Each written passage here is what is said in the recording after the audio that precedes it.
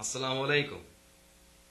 I like to begin my sets with taslim, or the Muslim greeting of peace be upon you. You ever greet a real cool Muslim brother? You tell him, Assalamu alaykum, akhi. He tells you, alaykum salam. Alaykum salam? What kind of bid'ah is that? You ever seen a real cool brother pray? Real cool brother pray like this.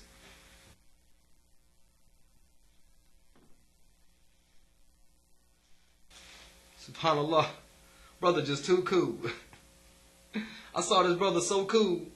One time he was in the middle of the musalla, facing the qibla. Like this.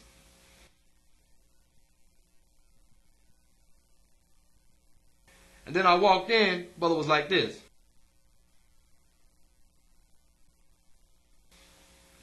SubhanAllah, I didn't know this brother was actually in salat until he did this.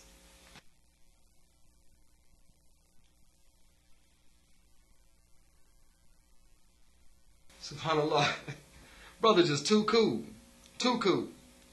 You know, I feel it's important for Muslims to be big enough to poke fun at inadequacies within us. Because the non-Muslim love poking fun at Muslims, especially our names. Their favorite one is Ahmed. And most of the time, they don't even pronounce it correctly. They say Ahmed. But Ahmed is a good name. It means praise one, or one who constantly thanks God. Very good, wholesome name. Same with like Muhammad, Mahmoud, Hamid, all from the same root. Real good, wholesome names. I don't see what's funny. But you know what is funny? Non-Muslim names. Non-Muslims got names like shoe, boots, butt,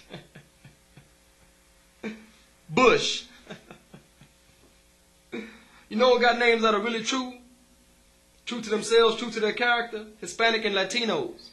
Their nicknames are true. You ever see an Hispanic look like this?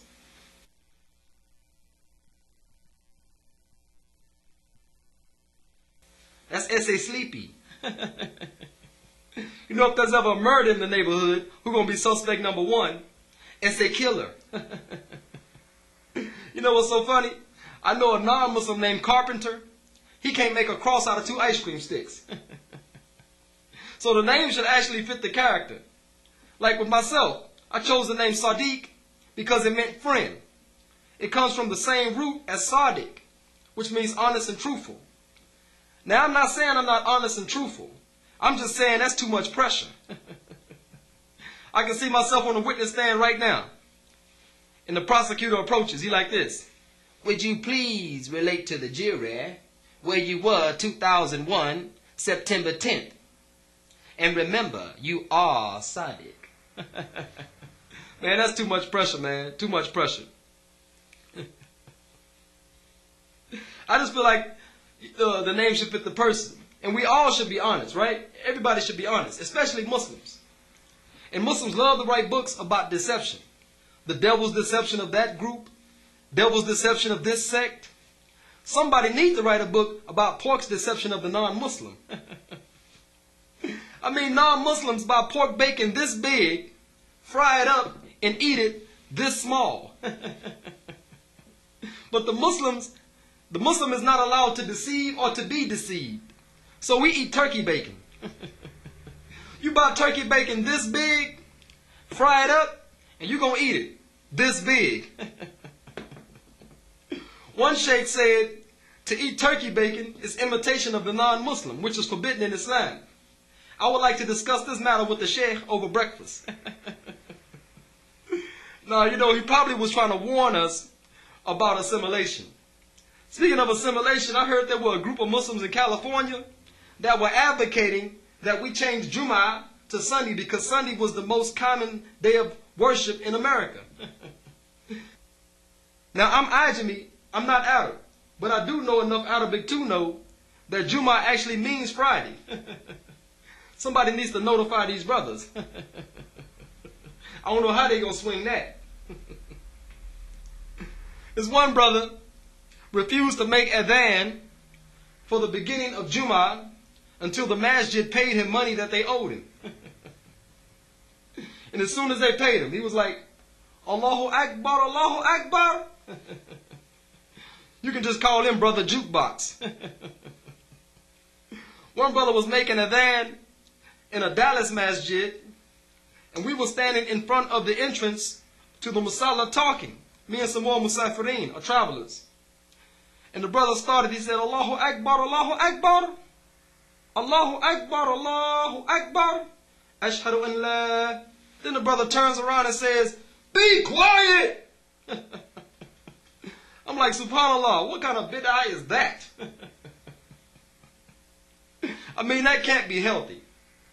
Speaking of health, recently I had my blood work done, and it was discovered that I was low on potassium.